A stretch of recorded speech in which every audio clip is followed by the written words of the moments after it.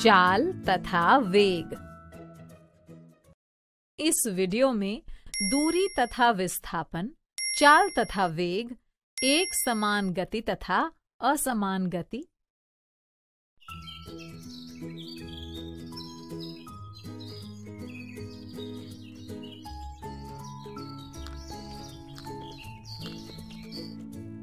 अरे भाई, किस बात पर घमासान चर्चा चल रही है? हाँ दीदी, मैं कह रहा हूँ कि मैं सवाली से तेज दौड़ता हूँ।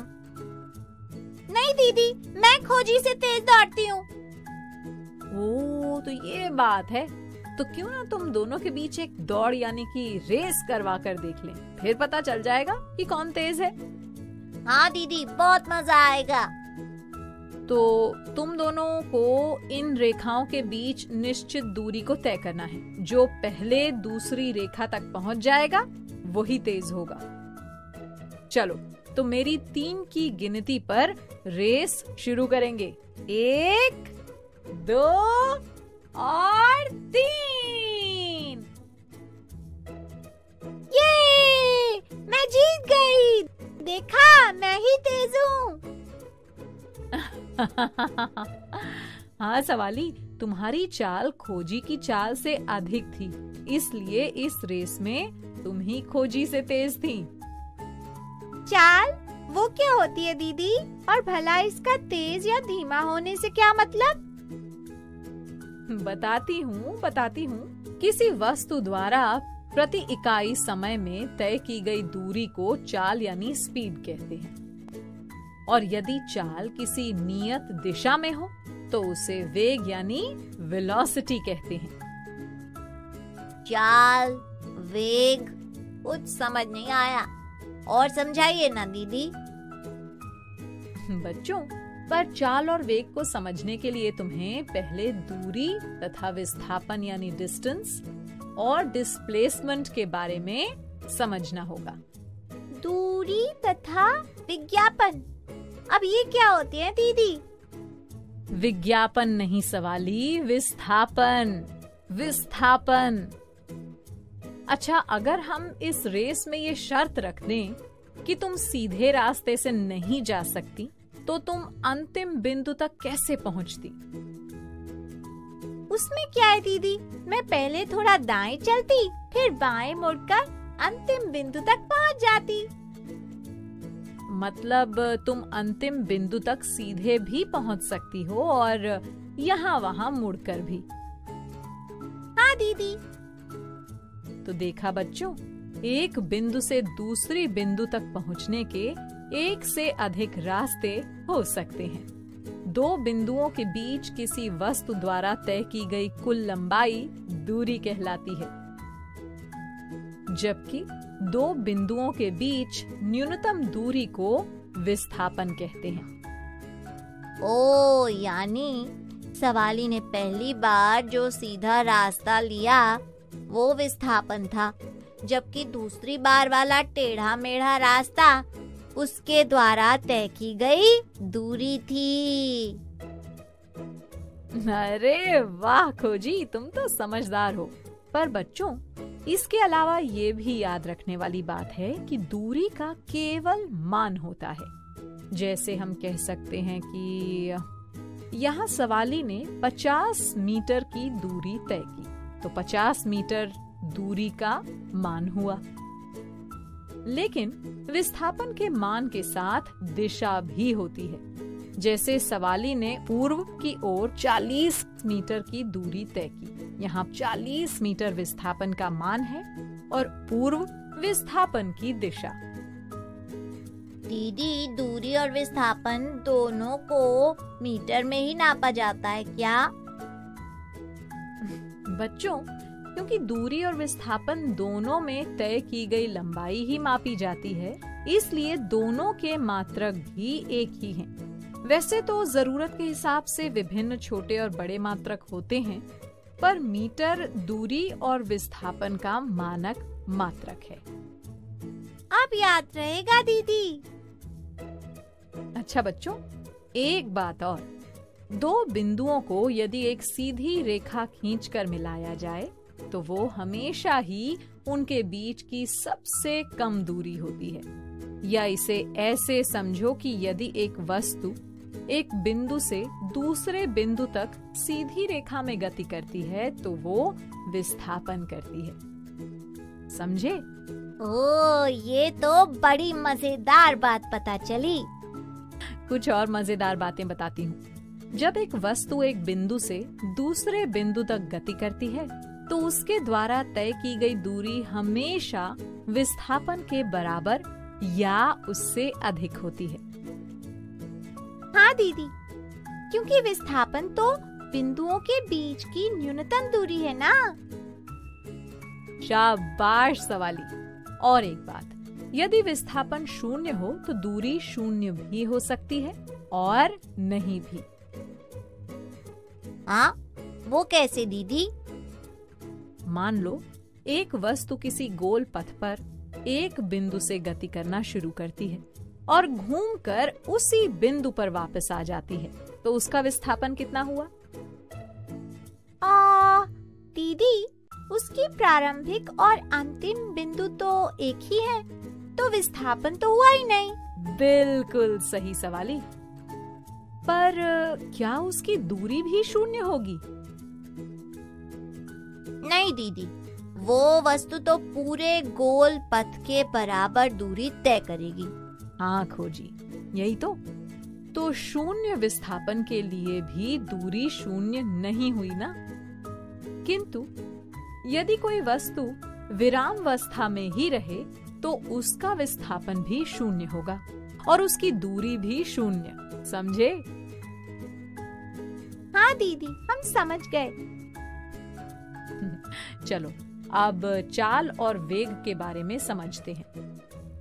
जैसा मैंने बताया था, किसी वस्तु द्वारा प्रति इकाई समय में तय की गई दूरी को चाल कहते हैं और यदि चाल किसी नियत दिशा में हो तो उसे वेग कहते हैं।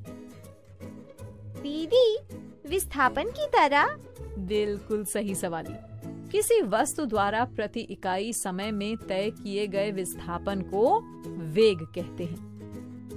ओह, समझी।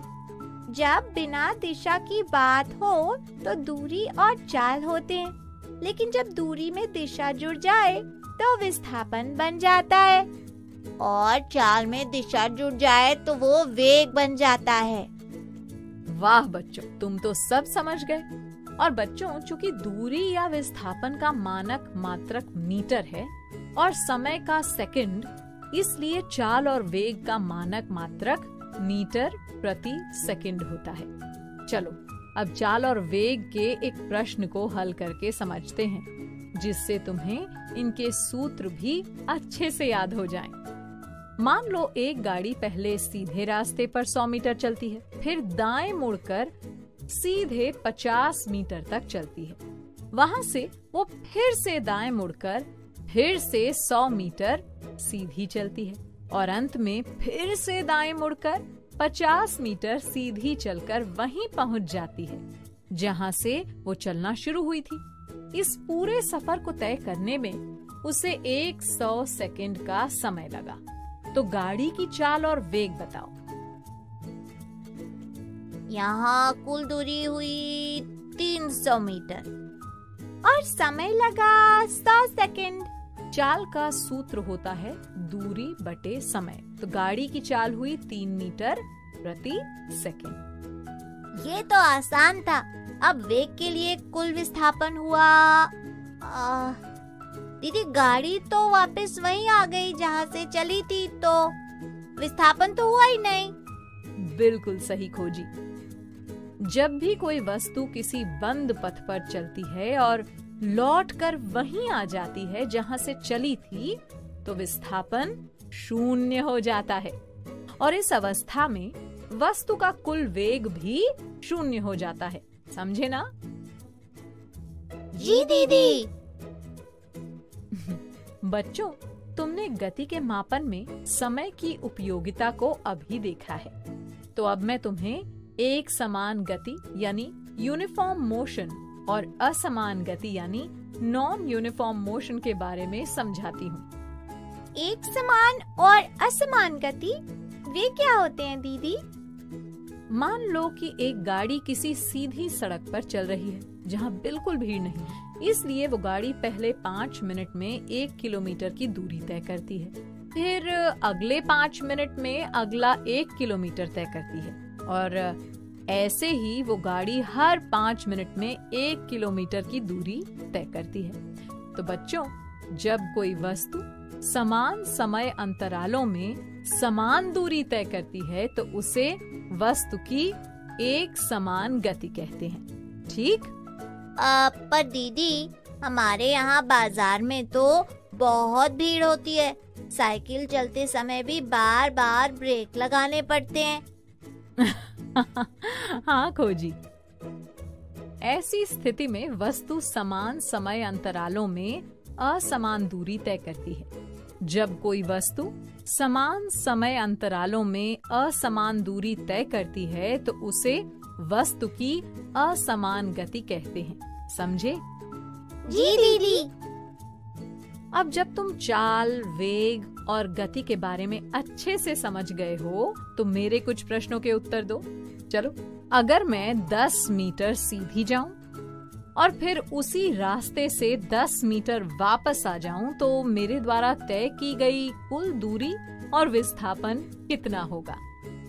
दीदी, 10 मीटर जाना और 10 मीटर वापस आना, तो 10 जमा 10 हुए 20 मीटर, यानी आप 20 मीटर की कुल दूरी तय करेंगी। और दीदी, क्योंकि आप जहाँ से चली थी वहीं पर वापस आ गईं, इसलिए आपके द्वारा विस्थापन 0 होगा। शाबाश बच्चों। अच्छा बताओ, यदि खोजी एक सीधे पथ पर एक बिंदु से दूसरे बिंदु तक गति करता है तो उसकी चाल अधिक होगी या उसका वेग? दीदी, सीधे पथ पर तो दूरी और विस्थापन समान ही होते हैं, तो फिर चाल और वेग भी तो बराबर ही होंगे ना? अच्छा, यदि खोजी हर 5 मिनट में 500 मीटर की दूरी तय करता है तो खोजी एक समान गति से चल रहा है या असमान गति से? दीदी, एक समान गति से, क्योंकि वो समान समय अंतरालों में समान दूरी तय कर रहा है। बिल्कुल सही। तो चलो अब जल्दी से असमान गति का कोई उदाहरण दो। दीदी, सुबह स्कूल आते समय पहले मैं धीरे धीरे चल रही थी, पर जब स्कूल के पास पहुंची तो घंटी की आवाज सुनाई दी और मैं भाग कर स्कूल पहुंची। तो तुमने समान समय अंतरालों में असमान दूरी तय की, यानी असमान गति से स्कूल पहुंची। अरे वाह बच्चों, आप लोग तो सब बहुत अच्छे से समझ गए। तो चलो अब संपर्क भैया से मिलो। मैं आया आया आया आया आया।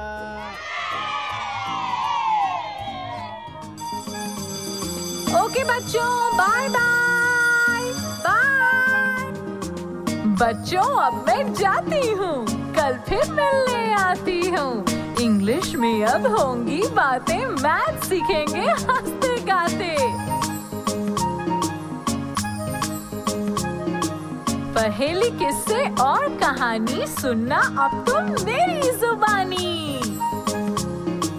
बात पड़ी है सीधी सीधी, मैं हूँ आपकी संपर्क दीदी। संपर्क फाउंडेशन।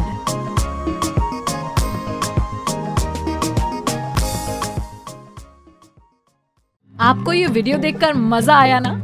अगर आप इस वीडियो से संबंधित अन्य संसाधन जैसे कि अन्य वीडियो, गतिविधियां, क्विज इत्यादि देखना चाहते हैं तो अभी डाउनलोड करें संपर्क स्मार्ट शाला मोबाइल एप्लीकेशन। और हाँ, अगर आपको ये वीडियो अच्छा लगा हो तो इसे जरूर लाइक करें। और भी नए नए वीडियोस देखने के लिए सब्सक्राइब बटन पर क्लिक करना न भूलें। मिलते हैं बहुत जल्द YouTube और संपर्क स्मार्ट शाला ऐप पर।